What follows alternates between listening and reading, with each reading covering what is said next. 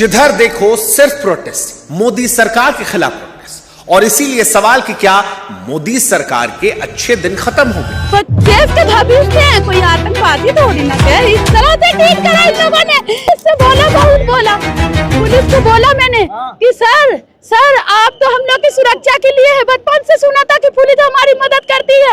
आज क्या कर रहे हो सर? 3-4 बच्चों को कल मैंने खुद बचाया है कि मत मारिए सर, ये किसी के बच्चे होंगे तब छोड़ा है तब। क्योंकि चारों तरफ प्रोटेस्ट, सवाल उठ रहे हैं, क्या सरकार जनता की आवाज को इतना अनसुना कर चुकी कि सोशल मीडिया से लेकर सड़क, संसद, प्रधानमंत्री के घर के बाहर, बॉर्डर पर हर जगह प्रोटेस्ट, दिल्ली से लेकर रांची और देहरादून तक प्रोटेस्ट? क्या सरकार इस मुगालते में चली गई कि वो नौजवानों के साथ भी गलत कर रही थी, किसानों के साथ भी, विपक्ष के साथ भी, और सब मिलकर कर रहे प्रोटेस्ट? या फिर पंजाब और यूपी के आने वाले चुनाव ने छात्रों के मुद्दे को उठाकर एक नया खेल खेल दिया? ये सारे सवाल आज इसलिए उठ रहे हैं क्योंकि देश की राजधानी दिल्ली आज 3 तस्वीरों में बटी नजर आई। 3 तस्वीर, 3 कहानियां, लेकिन एक ही कहानी के 3 कोने। पहली तस्वीर जंतर मंतर की, जहां पर नौजवान जब संसद की तरफ बढ़ा तो जो अफरा तफरी मची उसने देश को हिला दिया। आंसू गैस, लाठियां, उसके बाद तोड़फोड़। पुलिस कह रही कि हमारे 118 जवान घायल, छात्र कह रहे कि तुमने हमको कस के पीटा है।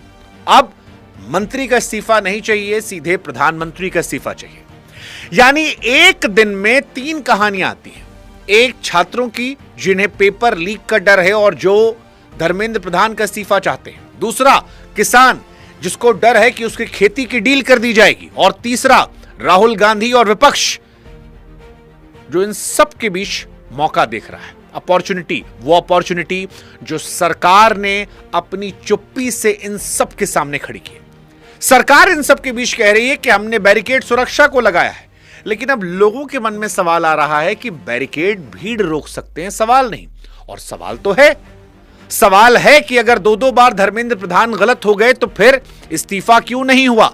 अगर सरकार मान रही है कि पेपर लीक के दोषियों पर एक्शन हुआ तो फिर मंत्री साहब को अपने पद पर रहने क्या? और अगर गलत था तो फिर बच्चे जब मांगने गए तो वो झड़प क्यों हुई? सवाल किसान भी पूछ रहा है कि मोदी जी हमारे साथ गलत तो नहीं होगा?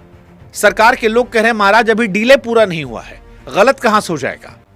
कल क्या हुआ था सबसे पहले वो 30 सेकंड में समझ लेते हैं। आप जानते हैं जंतर मंतर से संसद की तरफ मार्च हुआ था। आंसू गैस, लाठीचार्ज, कैनॉट प्लेस में तोड़फोड़, FIR दर्ज।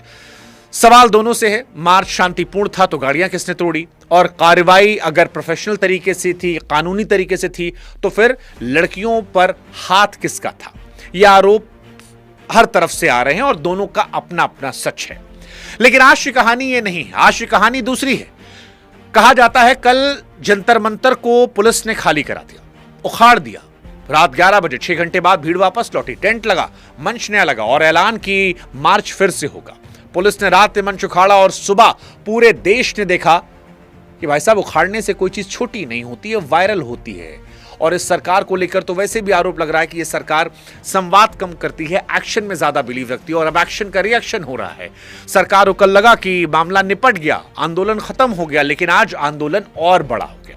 छात्रों की नहीं सुनी जाएगी तो सड़कों पे आएंगे। और जो सरकार ने व्यवहार किया है, इस्तीफा तो क्या है, इस्तीफा तो जब चाहेंगे तब मंत्री ले लेंगे, सदन के बाद ले लेंगे। लेकिन सवाल ये जो छात्रों के साथ व्यवहार हुआ है, उनके हाथ तोड़े, सर तोड़ा, उनके कपड़े फाड़े, क्या बेटियों के कपड़े फाड़ेंगे आप?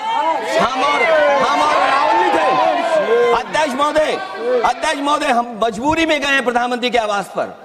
अगर आप सुन लेते हैं यहाँ पर तो हम नहीं जाते। क्या प्रधानमंत्री स्टेटमेंट नहीं दे सकते हैं? युवाओं के लिए आप बाहर बोल सकते हैं, सदन में क्यों नहीं बोल सकते हैं आप?